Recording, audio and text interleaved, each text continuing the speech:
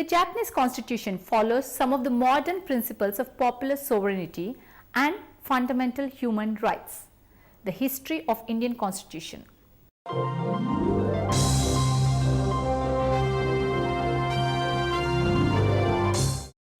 Children, the Constitution of India is the supreme law of India. You would find it interesting to know that it is the longest written constitution in the world with 395 articles and 8 schedules. Dr. Bhimrao Ramji Ambedkar is widely regarded as the father of the Indian Constitution.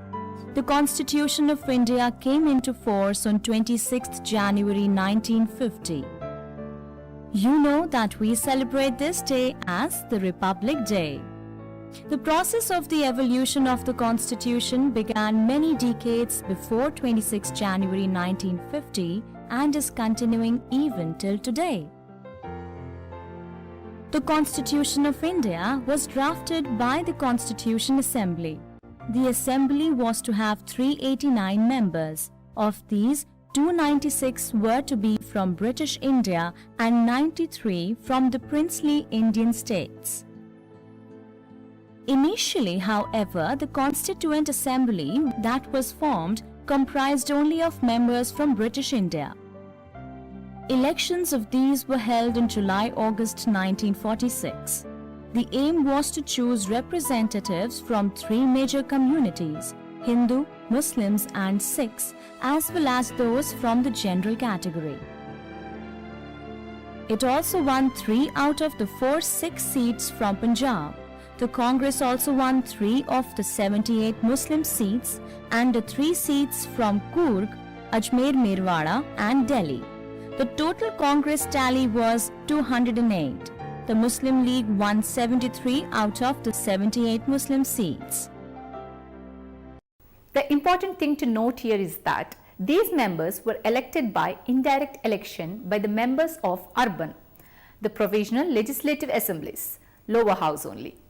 Since the members of Constitution Assembly were not elected by the universal adult franchise, they did not represent all sections of the Indian society. The members of princely states were not elected at all, and they were chosen just by consultation with the concerned princely states. There was a hope amongst our leaders that the princely states might join India one day, and that is why their representatives were asked to join the assembly.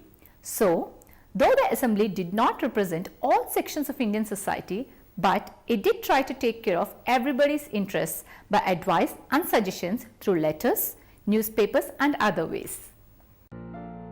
It took 2 years, 11 months and 17 days to draft and finalize the Constitution of India.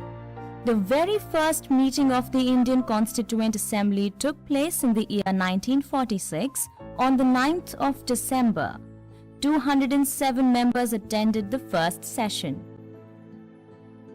The Muslim League members did not attend the meetings initially but joined later. On 11 December, Dr. Rajendra Prasad was elected the permanent chairman, an officer later designated as President of the Assembly. The making of Indian Constitution took several meetings of the 3 committees, namely the Union Powers Committee, the Union Constitution Committee and the Committee on the Fundamental Rights.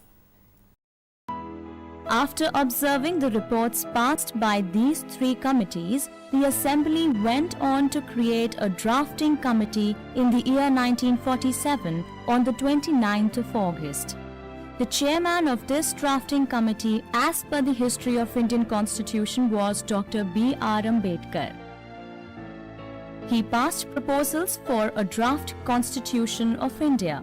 This draft Constitution of India was finally passed after several meetings held during the months of October and November 1949. On the 26th of November in the year 1949, the making of Indian Constitution was complete and was successfully passed after the signature of the President of the Assembly. Before we go further, let us compare our Constitution with that of America. Comparison with the American presidential form of Constitution with the proposed parliamentary form of Indian Constitution. The executive is not separated from the legislature. The members of Council of Ministers are the members of legislature. The executive is accountable to the legislature, because of which it is more democratic.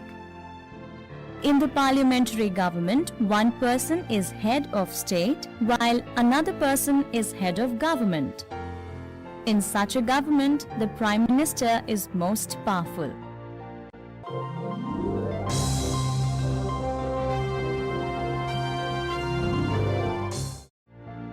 The executive is completely separated from the legislature. The legislature cannot remove the executive from power through no confidence motion.